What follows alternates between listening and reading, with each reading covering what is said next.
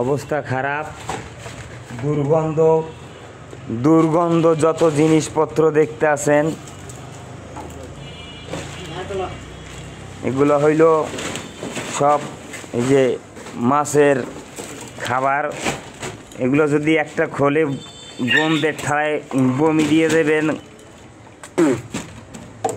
এগুলো এত পচা পচছে মানে ধারণার বাইরে, দুর্গন্ধের ঠালায় পেট মোড়াই উঠতে আছে। এই ডালছি বড়াগুলো একটাই বড় আর খাইলে সব একটাই বড়, ঠিক আছে? তাইলে এই যে বস্তা ভরিয়ে রেডি করতে আসি, সব সাইজ করছি, গন্ধের ঠালায় তলাইয়ে গেছে।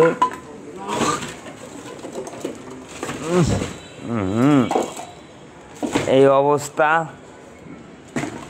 2-3 বস্তা অলরেডি হয়ে গেছে, আরও এতগুলো আছে। এদিকে বমি দিতে আছে, ওদিকে নাক চেপে ধরছে, প্রচুর গন্ধ। জানি না কত বছর আগের। বস্তা আর বস্তা ল